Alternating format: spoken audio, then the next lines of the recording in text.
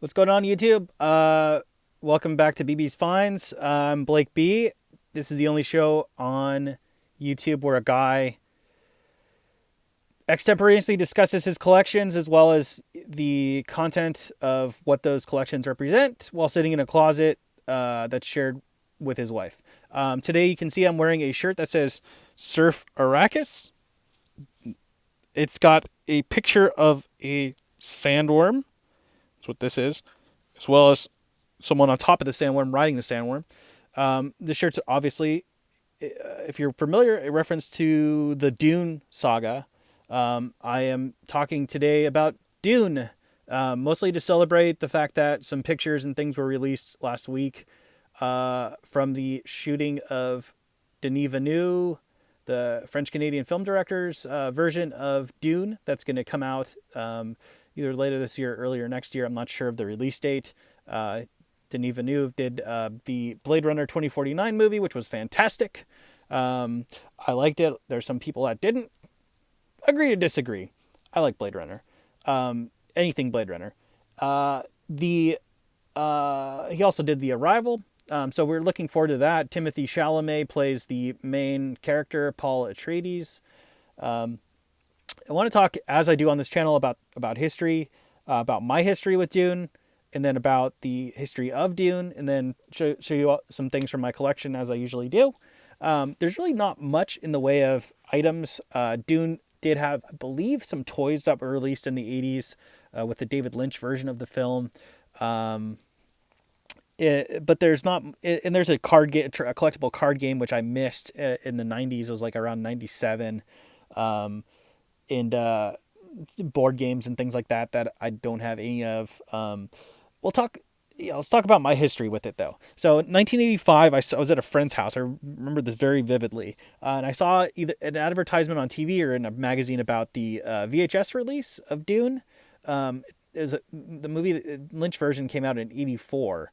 And it was a picture of the sand dunes, Paul Atreides, who's played by Kyle MacLachlan in that version, kind of standing there, and then there's some of the ships and things in the background, and in one of the other shots there's like two pictures side by side. I thought in my mind, my young mind, that it was somehow a spinoff of Star Wars. I only thought that because I think that same day we were watching one of the Ewoks movies on TV, and I was like, oh, so they just spin off, they just do these side movies for Star Wars all the time. This one looks like it's a Tatooine movie, and then someone had to basically tell me, no, it's really not Star Wars. This is some other story, and I was like, okay. Years and years later, I was into playing PC video games, kind of in the early 90s, including Dune 2000, which is a strategy-based game where I kind of learned about the mythology of Dune. That's various types of things, like for example, the mentats, which are essentially human computers, or people with very high IQs, almost like, super Mensa style, like in terms of strategists and things like that. So there are some of those in the game, and then like as far as like spice harvesting and resources and trying to maximize your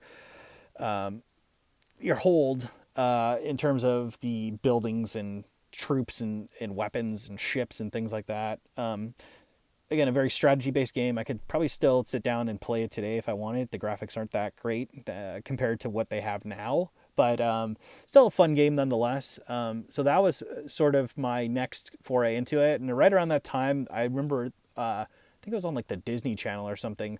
They played Dune, the televised version, the Alan Smithy version of the Lynch film. Lynch basically disclaimed he didn't want anything to do with it, so that's why there's an Alan Smithy tag on that. So I recorded that on VHS tape and then watched the movie a bunch of times. And then I haven't looked back. So Dune's one of my favorite all-time science fiction things. I love Star Wars, but I think in terms of books, especially books, Dune is it. I mean, the movie's great. I like the Lynch movie, but it's no Star Wars. It's still great to watch, and I still love it. That's why I'm like really, really anticipating this Denis Villeneuve movie. So let's get into the kind of the history of Dune, the books and stuff like that, and then we'll talk a little bit about the movies as well as the music of Dune, and some of the art, conceptual art stuff for Dune as well. Dune was written in 1964 by Frank Herbert. Here's a version of the paperback. This is the 25th anniversary version of the paperback. It gets why I like Dune. It has to do. It's not just a one-note sci-fi story where there's kind of one overall theme. It's so dense. It's so dense. I would say it's even denser than Star Wars in terms of the mythology and religion and spirituality, the economics, the philosophy, the what it means to be a leader element, what it means to be a part of a family. It borrows a lot from Return of the Jedi, I think. And I always get kind of hung up on this of why. Oh, it has to do with it has to do with, there's a reveal in here where one of the main bads, it turns out to be the grandfather. And remember, this is 64, which is before, 13 years before the original New Hope was released. So a lot of, the theory is a lot of this, a lot of the material in this book right here lends itself to Star Wars. And just in this one, just in Dune itself, there's other books. There's about 5 books that came, 4 or 5 books that came after that are part of the main Dune series, as well as a bunch of offshoots and things like that, things that happen later or sometimes before. Dune is great because it has so much to it. Just a myriad of ideas, and every time I read it I get something new. I've read this book maybe about 4 or 5 times in my lifetime, and I'll continue to read it again. I'm currently reading the sequel of it, which is called Dune Messiah. I'd never really picked these books up until recently.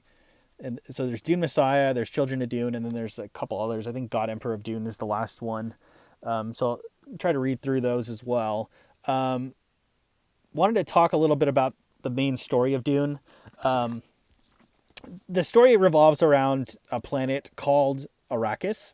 Shorthand for Arrakis is Dune. That's what they refer to it as in the book. The inhabitants of Dune, natural inhabitants, you can think of almost like native to the planet, are called Fremen, and they have their own mythology, and they have a messiah in their mythology called Muad'Dib. The planet is unique in that it's the only planet in the known universe to contain what's called spice. Spice prolongs life, gives people insights. You could almost think of it as like gives people visions. You can almost think of it as like a combination of like a super drug to keep people like alive forever, as well as like a powerful psychedelic. And people who use it, their eyes turn blue, bright blue, and they get basically these very intense visions. And in the book, there's some things that they're able to do if you consume enough spice. There's what's called the spacing guild. Not spicing guild, spacing guild, that are able to fold time and space for instantaneous space travel. People would, for example, they would get in a vessel, a spaceship, and these guild navigators would be there, and they would be able to just somehow work their magic by using the spice to get people from one planet to another instantaneously.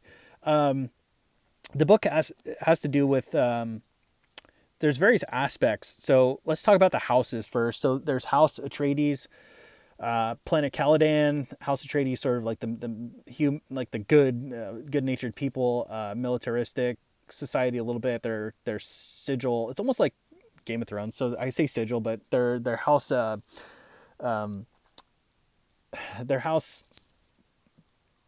symbol is a hawk. There's the evil Harkonnen from planet Gedi Prime that are sort of just kind of gross and disgusting. There's the Baron Harkonnen, sort of like the ruthless Darth Vader character, but he's sort of a slob. It's kind of funny to think like you just kind of just think of like gross, just real gross and disgusting stuff. There's House Carino, which is the royal house. The emperor lives there. The emperor of the known universe. They're very kind of conniving. Then there's the planet Dune. So those are the four houses of the Landsrod. There's also within the book. There's also many like guilds and kind of mystery schools. The first one I always comes to my mind is the Bene Gesserit, which are you can think of them almost as like Jedi nuns. Believe it or not, there's a lot of like religion, spirituality. They have breeding programs where they're trying to to to breed the Messiah for them. They use what's called the Voice, which is like a modification of their own voice to do mind control. It's almost like a Jedi mind trick. What else? Their Paul Atreides' mom is part of the Bene Gesserit. Her name's Lady Jessica. And beyond that, you have the Spacing Guild, which I mentioned, or sort of the spice navigators and things like that. There's CHOAM, which is the guild that actually harvests and deals with distribution of the spice among the galaxy. The main theme is he who controls the spice controls the universe. It all has to do with like resources and economics and trying to do that. In the book, the Emperor taps the Atreides family to be the sort of the stewards of Arrakis and take over the spice production harvesting element. And then from the Harkonnens, believe it or not, Harkonnens leave, Atreides come in, and then the Harkonnens try to attack with... There's this whole plot. It's basically a plot by the Emperor to try to take out House Atreides. Paul Atreides eventually becomes the Messiah through his consumption of spice and series of events, and takes over as leader of the Fremen, who are the natives of the planet Dune. We talked about a little bit about Dune Messiah, which I'm currently reading. There's really no like aliens per se. It's like humanistic people. It's not like Star Wars where you get like crazy aliens. There's sandworms for sure, and then there's Spacing Guild people that have consumed so much spice that they basically they're not human anymore. They turn into these like kind of giant slug-looking things that are contained in mostly gas that's made of the spice. That's how they have to survive. They're so dependent on the spice itself. So we talked a bit about the books and kind of the main stories, things like that. There's a lot of interconnection with the characters, a lot of like spies and moles and things like that. Even in the first, I mean, this book is, again, this version's only like 500 or so pages, but it feels like it's 2,000 because there's so much there. So let's talk now about the movies. What we have here is the David Lynch version. This is a steelbook. Purchased this back probably sometime 2003 or 2004. It has all the bonus materials, some deleted scenes, as well as the designing stuff.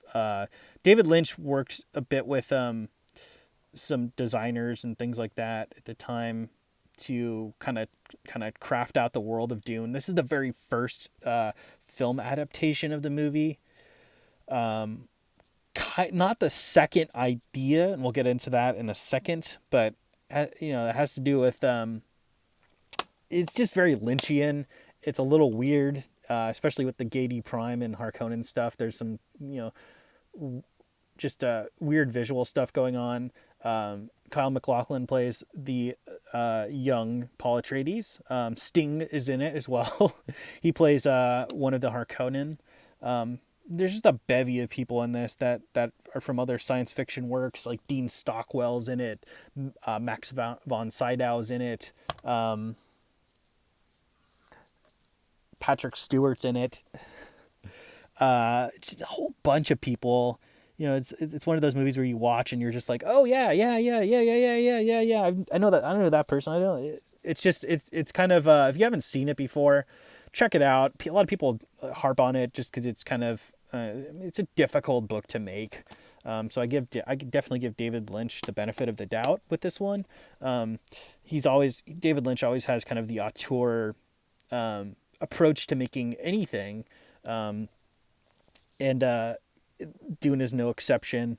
It's a very unique movie. I don't think that it's David Lynch's best work, but I do think it's highly enjoyable and something that you can watch over and over. For my money, I think Lynch, the one I would recommend is Twin Peaks, without a doubt. The whole Twin Peaks series and Twin Peaks: The Return. It's just so that that if you think this is dense, that I mean, there's just so many unanswered questions and a lot of philosophical stuff going on in that world, mystical, weird stuff. Next up, we have Frank Herbert's Dune sci-fi version. This is a 2000 film on the Sci-Fi Channel. So we've got it's basically a retelling of the story. Sci-Fi Channel, so it's a made for television movie. The budget was not as probably big as a theatrical release like the Denis Villeneuve movie that's coming out soon, but it's enjoyable nonetheless. It's a little bit more dense in terms of the storytelling and narrative than the David Lynch version. Some fans prefer this as the sort of the end all be all between the two versions of the movie. There's some exclusive stuff on this DVD set, some behind the scenes stuff, as well as some of the art direction and cinematography behind the scenes, all that. Next up, we have Children of Dune, which is a sequel to the sci-fi movie. This came a little bit later. This came a couple years after the Children of Dune because it was so successful on Sci-Fi. A lot of people like this because it's the only time they've actually ever done an adaptation of. It's actually Dune Messiah and Children of Dune. So it's books 2 and 3 of the 5 or so. And it deals with the more esoteric things that kind of came after the resolution in Dune. I guess you can say Dune's like a little bit like A New Hope, in the fact that there's some resolution, some happiness at the end of the movie, but there's a continuing story where there's all these people kind of out to undermine Paul Atreides and obtain the balance, or try to disrupt the balance of power and try to obtain the spice and all the resources in the galaxy. Children of Dune, check it out. It's pretty awesome. Hoping that the Dune movie, it's actually going to be a 2-part movie that Denis Villeneuve's doing, is going to be kind of beget some more interest in the Frank Herbert stories, and maybe we'll get a Children of Dune or a Dune Messiah movie as well down the road. Next up, we have Alejandro Jodorowsky's Dune. This is actually a documentary film. It's one of my favorite documentary films of all time. I'm very disappointed to not win an Academy Award. This was released a couple years ago, probably like 2016, I would say. Can't remember the year, but has to do with this film director Alejandro Jodorowsky taking on making a film adaptation of Dune in the 1970s because of various production delays and things like that, and running out of money, budgeting and things like that. The film was never made. However, one thing that is unique that came out of this is this giant like ledger type book that I believe there's only 2 of them in existence, but it's like essentially a storyboard thing. So what happened was Jodorowsky was sort of like this, like he's sort of like a mystical kind of spiritual dude to begin with. He's really into like tarot cards. Took a lot of LSD back in the 60s and 70s. He's just kind of an artist, a very different thinker. If you've ever seen the movie Holy Mountain or El Topo or San Sangre, or I mean, he's got a handful of movies that are just very visually stunning. In terms of kind of the weird, it's almost like a Terry Gilliam approach to filmmaking and weirdness. So he wanted to enlist just a kind of like an all-star team to put this thing together. He wanted to bring in Orson Welles. He wanted his son to be Paul Atreides in the movie. He wanted Mick Jagger, David Carradine, Salvador Dali to play the Emperor, by the way. Now Dali wanted, I think it was like $100,000 for every minute he was on screen, which is just something ridiculous. But it's very Dali in a way, almost like performance art, that he would demand that kind of thing. The music was going to be done by Pink Floyd, and the art was going to be done by H.R. Giger, as well as Chris Foss, some of the more classic science fiction and fantasy artists of the era, and as well as Moebius, who's a French artist, very renowned French artist. And it would have been something. I mean, I've seen the storyboards and some of the pictures that they've drawn, and there's no actual film footage that you can see. It's all kind of contained in these giant ledger books. I mean, this film was going to be like something like crazy, like hours and hours and hours and hours of a movie, and it was probably going to be bigger than Star Wars if it was released. At least it was either going to be like the biggest science fiction film ever, the biggest disaster ever. And I think the producers were trying to avert, they were trying to hedge on a more conservative side, and eventually pulled the funding just because the spending got out of hand. But a lot of this movie has the insights of what's inside of Alejandro Jodorowsky's head in terms of trying to get this thing made, as well as his connections, bringing in all these different parties to try to make it. Highly, highly, highly recommend this movie. I'd say it's probably top 3 documentaries of all time for me. American Movie would be up there as well, as same with King of Kong, Fistful of Quarters. But I think this is definitely got some rewatch value. It's got some very good visual stuff in terms of if you like drawn art, not so much animation, but they try to animate things a little bit in the movie, like from the original concept art. I've got an H.R. Giger book that I wanted to show as well. So here's some of the concept design for Dune. H.R. Giger, one of the artists who did the concept design for the original Alien film. So you can kind of see the same influence. This is like I think this is like a giant sand crawler thing that harvests spice, and then up here, I don't know what this is, but it's a picture. It's a concept art from Dune from my Giger book. H.R. Giger art. All right, so that's pretty much it in terms of the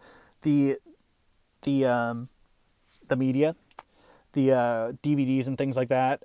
There are really no side stories. There's going to be in kind of connection with the film that's coming out. There's going to be a Bene Gesserit kind of prequel leading up to the new Villeneuve movie.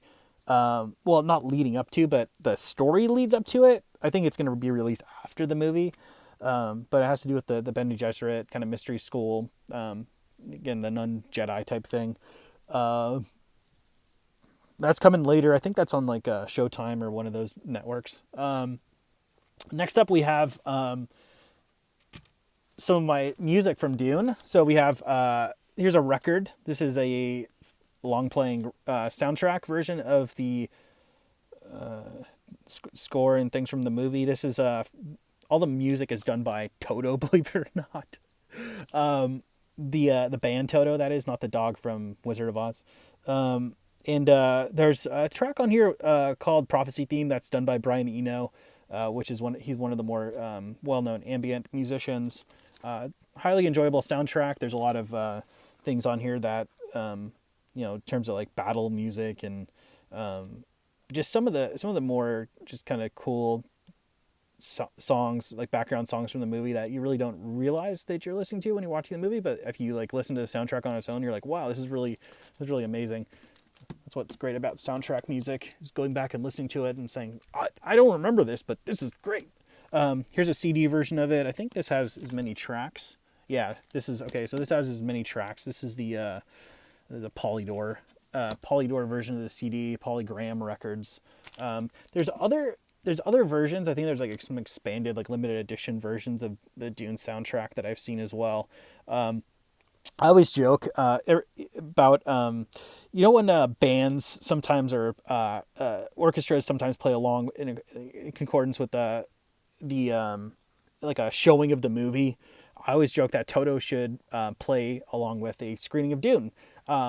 I don't think that's too unrealistic. I'm pretty sure you can scrounge up some of the guys from Toto. I think a few of them have passed away, is my understanding, but you can scrounge up enough people from the original people who made the original soundtrack to maybe play a concert. My vision is always like the Hollywood Bowl, of them doing the music with the original Lynch movie playing on the screen. I don't know how much of a demand you'd get for that. Again, people kind of don't like the Lynch version. I kind of take it for what it is because it's what I grew up with and kind of what I visual memories of Dune is all about the Lynch version for me. So that's pretty much it. We're gonna have some more stuff coming up this week. I took a day off yesterday, so I think we're gonna get to probably music of John Carpenter, as well as some more stuff with Twin Peaks and mythology of Twin Peaks. I don't have much Twin Peaks stuff to show beside the DVDs, but it's going to be more of a talking video, history, things like that. And I'll probably have to record it 900 times because there's a lot there, and I'll probably be tripping over my words a lot. But anyway, I hope everyone's well and having a good day. Check out all this Dune stuff.